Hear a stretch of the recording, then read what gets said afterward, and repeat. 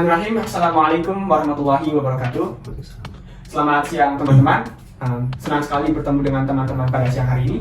Perkenalkan, nama saya Yusa Abdullah dan teman saya Alif Muhammad Salih. Kami dari kelompok kebudayaan Sunda akan mencoba untuk menjelaskan kepada teman-teman gagasan kreatif yang diusung oleh kelompok kami.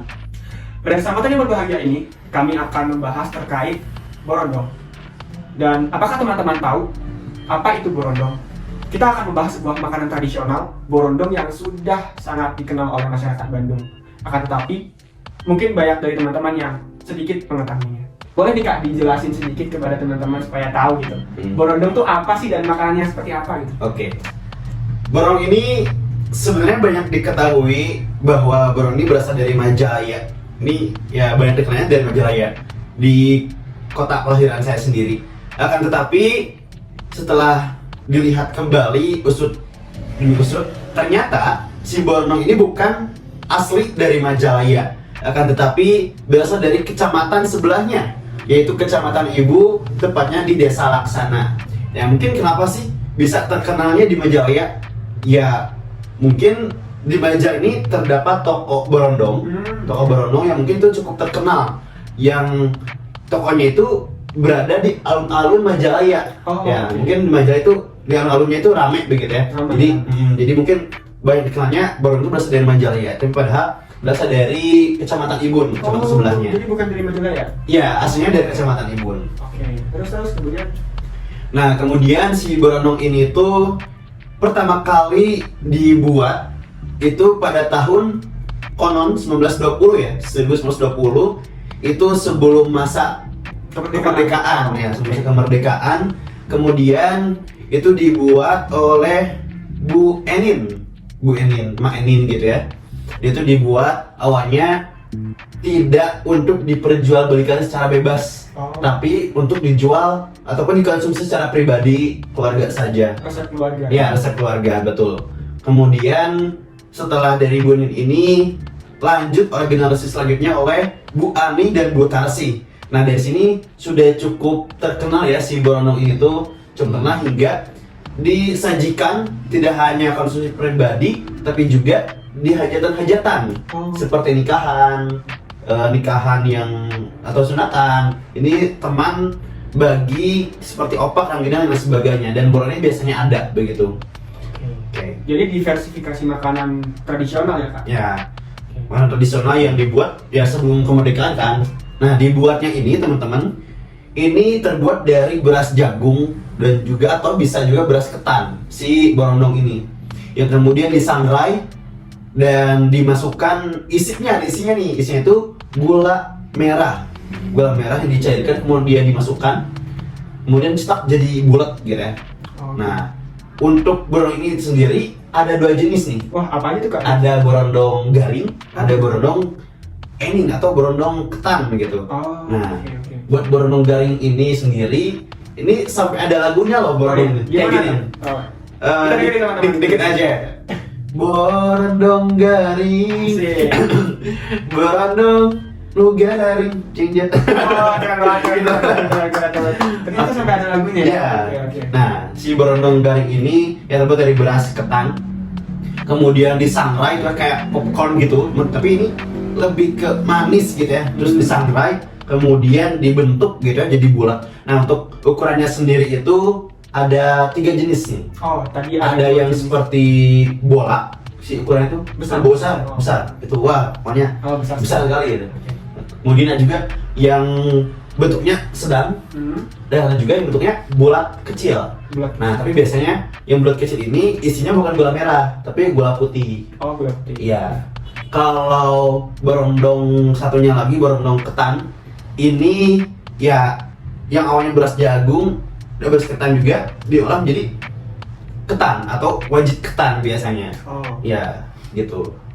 Wah, menarik Kak. Kakak tadi sudah menjelaskan banyak terkait asal-usul borondong, bahkan ya kita baru tahu ternyata bukan dari Majalaya teman-teman. Majalaya hanya penjualnya aslinya dari Ibun, dan usianya udah hampir 100 tahun ya Kak? Hampir 1920.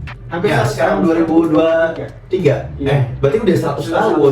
103 tahun. Ya. Sudah sangat tua dan bisa dibilang legenda. Kalau misalkan kita membahas terkait peninggalan sejarah ini jadi salah satu peninggalan sejarah ya. Betul. Tapi satu hal yang menarik ke Alif, kalau kita berbicara tentang usianya, itu sudah sangat bisa dibilang tua dan tradisional. Ya. Seringkali kalau hal-hal yang berhubungan dengan usia tua itu mengalami permasalahan di bagian eksistensi Kak Alif. Jadi seringkali tuh dia sudah banyak tidak dikenal orang lah gitu. Yeah. Bahkan mungkin teman-teman di sini ada yang belum tahu gitu bahwa ada sebuah makanan yang bernama borondong yang mereka mungkin sudah pernah makan atau mungkin juga belum pernah makan terkait borondong ini. Bahkan sedikit sekali gitu orang-orang yang tahu tentang borondong ini, dan mereka lebih cenderung memakan makanan modern yang sifatnya junk food dan lain sebagainya. Kalau dari Kak Alif sendiri nih melihat permasalahan eksistensi borondong yang semakin hari semakin tergerus oleh zaman, tanggapannya gimana Kak? Dari segi gagasan kreatif teman-teman kelompok apa nih Kak? Ya betul nih teman-teman. Karena borondong ini termasuk salah satu makanan tradisional dan masuk juga sebagai OPK atau objek pemajuan kebudayaan yang mana kita itu harus melestarikannya agar tidak punah begitu ya, karena ini sudah cukup lama gitu ya, dan ini khas dari Bandung gitu ya. Bandung khususnya di desa kecamatan Ibunya sendiri tentunya harus dilestarikan. Akan tetapi ya karena seiring berjalannya waktu, globalisasi, datangnya banyak makanan dari luar negeri gitu ya seperti ramen dan sebagainya, ini mengancam kepada eksistensi dan kepunahan si borondong ini sendiri.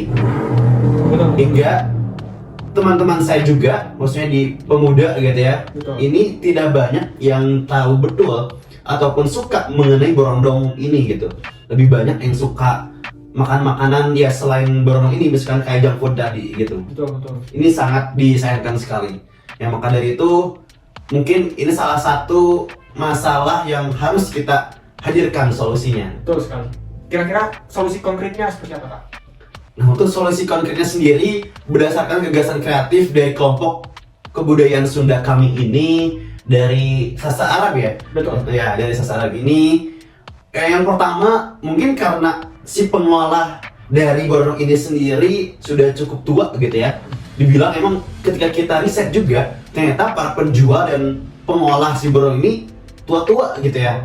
Maka dari itu mungkin ya dari orang-orang tua ini kurang bisa dalam memasarkannya secara digital, Betul, secara online. Ya, betul. kurang bisa, kurang cakap digital gitu ya. Oke. Nah, solusinya adalah kita akan menyosialisasikan untuk memasarkan si produk borondong ini secara digital. Apalagi ya bisa dibilang UMKM lah ya. UMKM ini bisa jadi go digital gitu ya. Menyosialisasikan bagaimana cara pembuatan foto si borondong ini, kemudian cara pembuatan videonya, kemudian pengunggahannya di media sosial, dan cara ya bisa terangkat gitu ya di media sosial ini, hingga mungkin bisa dijualkan di Shopee ataupun di GoFood dan sebagainya. Ini agar bisa mengikuti perkembangan zaman gitu. Jadi tidak hanya tradisional saja secara jual beli biasa, tapi bisa dengan go digital. Itu yang pertama, untuk bisa go digital dalam pemasarannya. Kemudian yang kedua itu bisa divariasikan menjadi makanan yang ekonomi kreatif gitu ya. Mungkin yang awalnya isi itu gula merah ataupun gula putih, tapi ini bisa dikreatifkan lagi, mungkin bisa jadi isi coklat ataupun isi pisang, isi strawberry ataupun isi keju dan sebagainya. Itu bisa divariasikan lagi, jadi mungkin borondong coklat jadi brokat gitu ya. Brokat. Iya, brokat ini. Seperti mungkin kalau dodol ada cokodok gitu, ini ada brokat borondong coklat. Mungkin itu utamanya, yaitu yang tadi pertama penyosialisasian kepada UMKM si borondong ini menjadi go digital. Kemudian pengkreativitasikan dari pengolahan si borondong ini menjadi lebih variatif. Oke, menarik sekali Kak Alif. Jadi jika boleh saya simpulkan ada dua hal tadi ya, mencoba untuk memasarkannya secara digital, Ya. yang kita tahu mana sekarang secara digital, dan yang kedua diversifikasi produk makanan supaya orang-orang juga semakin tertarik gitu, bukan hanya rasa gula Jawa saja gitu. Oke, mungkin sekian teman-teman pembahasan terkait borondong dan bagaimana sih gagasan kreatif dari kelompok kami. Sekian, terima kasih banyak atas perhatiannya. Sampai jumpa lagi dan wassalamualaikum warahmatullahi wabarakatuh. Salam budaya.